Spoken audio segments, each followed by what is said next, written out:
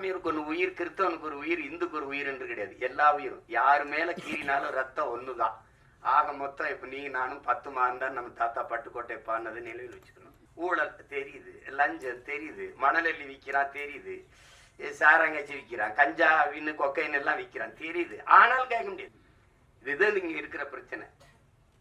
எல்லாருக்கும் எல்லா மதங்களையும் மனிதம் இருக்கு, எல்லா மதங்களையும் சிக்கல் இருக்குது. இதை கடந்து போய் இந்த உலகத்துல எல்லாரும் மனிதனை மனிதன் கொள்வதற்கு, இத்தனை உயிர் அழிப்பதற்கு எத்தனை விதமான ஆயுதங்களை கண்டுபிடிக்கிறான். ஆனா அந்த ஆயுதங்களை எல்லாம் வெல்லுகிற ஒரு ஆற்றல் அவன்ட்டு இருக்கு. அதான் பேரன்பு. அந்த அன்பால எல்லா ஆயுதங்களையும் வீழ்த்த முடியும். அரசியல் இருக்கு, அந்த அரசியல் தான் தமிழ் தேச அரசியல். இதெல்லாம் தேவையில்லைன்னா இது தேவையில்லை. சரி எதுவோ அதுதான். உலகத்துல என் அன்பு சொந்தங்கள் உங்களுக்கு சொல்லுவேன், உலகத்தில் சாதித்த எல்லோரும், இந்த உலகத்தை இவ்வளவு பெரிய மாறுதலுக்கு கொண்டு வந்த எல்லோரும் தன் மனச்சான்று வழிகாட்டுதன்படி நடந்தவன் தான் இவ்வளவு பெரிய மாறுதலை கொண்டு வந்திருக்கான். நீங்க சின்ன சமரசம் செஞ்சாலும் அது சரியா வராது. வெளியில என்ன சொல்றா, நீங்க ஒவ்வொருத்தனும் என்ன சொல்றான், உலகமே உன்னை இது செய் என்று சொன்னால் சரியில்லை என்று பட்டால் செய்யாத, உலகமே செய்யாதே என்று சொன்னால் சரி என்று பட்டால் செஞ்சிருந்தான்.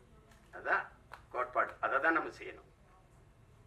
விவேகானந்தர் நமக்கு என்ன கற்பிக்கிறார், எதற்காகவும் உண்மையை விட்டு கொடுத்துறாது, ஆனா உண்மைக்காக நீ எதையும் விட்டு கொடுங்க.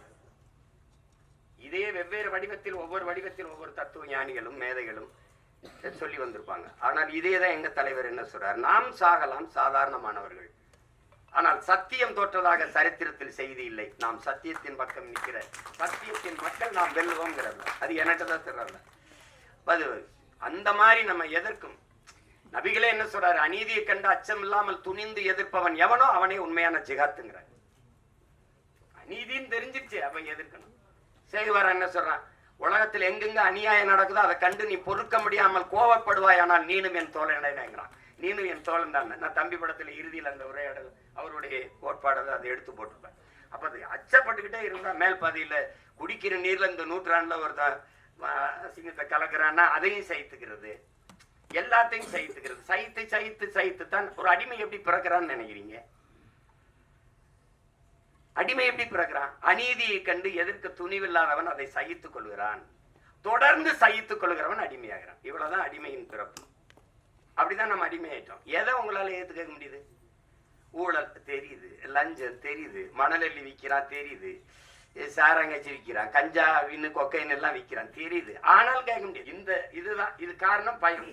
அதே எங்க தலைவர் இந்த மரணம் என்ற ஒன்றுக்கு பயப்படுவதாலே இந்த மானுட சமூகம் பல்வேறு துன்ப துயரங்களை தூக்கி சுமக்குதுங்கிறவங்க. எதுக்கு பயப்படணும்? நான் உயிரோடு இருக்கிற வரை சாவு என்கிட்ட வராது. நான் சாகும்போது நான் உயிரோடு இருக்க மாட்டேன். மரணம் என்கிட்ட வரும்போது உயிரோடு இருக்க மாட்டேன். எதுக்கு பயப்படணும்? பயப்படுறதுனால ஒருத்தர் நீண்ட நாள் வாழ்ந்துருவானா நம்ம எல்லாம் பயந்துட்டே இருக்கலாம். அர்த்தமற்றது. பயம்ங்கிறது கோழைகளின் தோழன், அது வீரனுக்கு எதிரி.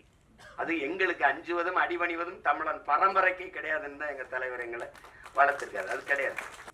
இங்க ஒண்ணு நீங்க கவனிங்க, மதம் மாறிக்கொள்ளக்கூடியது, ஆனா மொழியும் இனமும் மாறிக்கொள்ள முடியாது. அது அடிப்படையில நீங்க புரிஞ்சுக்கணும். மதத்தையும் தாண்டிய ஒரு புனிதம் இருக்கு, அதுதான் மனிதம். அதை யாரும் அவர்கள் தேடுவதும் இல்லை, போறதும் இல்லை. இஸ்லாமியருக்கு ஒன்று உயிர், கிறிஸ்தவனுக்கு ஒரு உயிர், இந்துக்கு ஒரு உயிர் என்று கிடையாது. எல்லா உயிரும் யாரு மேல கீறினாலும் ரத்தம் ஒண்ணுதான். ஆக மொத்தம் இப்ப நீ நானும் 10 மாதம் தான் நம்ம தாத்தா பட்டுக்கோட்டை பாடினது நினைவில் வச்சுக்கணும். இதுதான் இங்க இருக்கிற பிரச்சனை. எல்லாருக்கும் எல்லா மதங்களையும் மனிதம் இருக்கு, எல்லா மதங்களையும் சிக்கல் இருக்குது. இதை கடந்து போய் இந்த உலகத்துல எல்லாரும் மனிதனை மனிதன் கொள்வதற்கு, இத்தனை உயிர் அழிப்பதற்கு எத்தனை விதமான ஆயுதங்களை கண்டுபிடிக்கிறான். ஆனா அந்த ஆயுதங்களை எல்லாம் வெல்லுகிற ஒரு ஆற்றல் அவன்ட்டு இருக்கு. அதான் பேரன்பு. அந்த அன்பால எல்லா ஆயுதங்களையும் வீழ்த்த முடியும். அதுதான் இன்னைக்கு நீங்க உலகத்தில் இடம்பாடுனா புதியதொரு உலகம் செய்யும் கெட்ட போரிடும் உலகத்தை வேரோடு சாய்ப்பவன் பண்ணது எந்த ஆர்த்த புரட்சி பாவலன் தான். அவனுடைய பேரனும் பேத்திகளும் கெட்ட போறனால வேரோட சாஞ்சிச்சு ஈழத்துல. அதான அது சிக்கல். அவனுக்கு இந்த மொழி மீதும் இனத்தின் மீதும் இருக்கிற பற்றுக்கு இதுவே உங்களுக்கு ஒரு சான்று. நாங்க 2 பேரும் இணைந்தோம் அப்படின்னா மொழி அழிந்தால் இனம் அழிந்து விடும். தமிழ் இல்லைன்னா தமிழர் இல்லை, தமிழர் என்ற இனம் இல்லைன்னா நாடு இல்லை. எவ்வளவுதான்.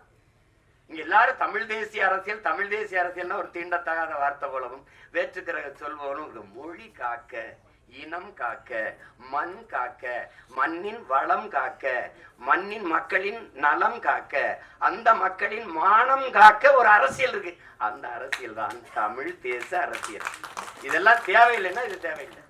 அதான் சொல்றான்ல, இது தேவை.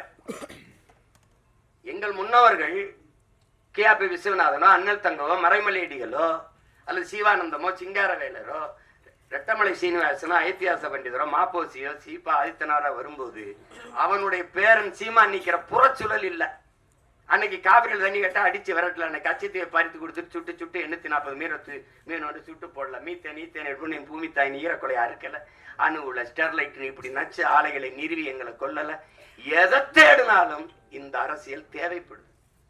தேவைதான் கண்டுபிடிப்பின் தான். இந்த அரசியல் வேணுமா, ஜெயிக்குமா ஜெயிக்காதா, அதை விட தேவையா தேவையில்லையா, அதுதான் கோட்பாடு.